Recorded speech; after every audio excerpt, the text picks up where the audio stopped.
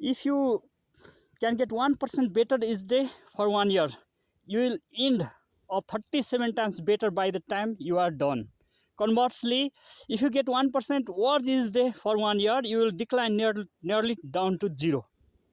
तपाईसँग जे छ, तपाईको रुचि जे छ, तपाई के काम गर्दै हुनुहुन्छ त्यस क्षेत्रमा 1% ले तपाईलाई सफल वा असफल बनाइदिन सक्छ हैन। यो एटमिक ह्याबिट को चाहिँ पुस्तकमा यो विषय उल्लेख गरिएको छ। तपाईले आज तपाईसँग 100 रुपैयाँ छ, अब तपाईले 1% त्यो तपाईको बचतमा चाहिँ थप्दै जानुभयो प्रत्येक दिन। आज 100 छ, भोलि 100 को 1% भनेको 1 रुपैयाँ थप्नु पर्यो, 101 हुने भयो।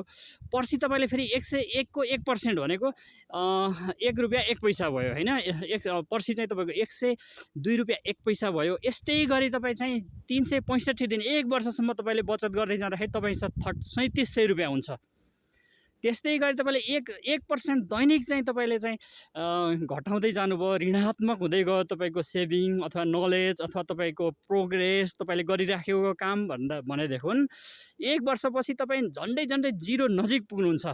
त्यसकारणले 1% ले नै सफलता वा असफलता निर्धारण गर्दछ। हेर्दा 1% भन्ने देखिन्छ, तर 1% ले जीवनमा धेरै ठुलो भूमिका खेल्छ।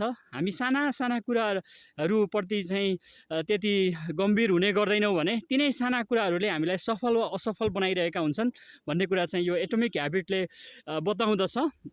म यहाँहरुको बीचमा एटमिक ह्याबिटका सकारात्मक मलाई मन परेका पोइन्टहरु लिएर तपाईहरुको बीचमा निरन्तर आइराख्नेछु। यो सिरिजमा चाहिँ धेरै धेरै धन्यवाद।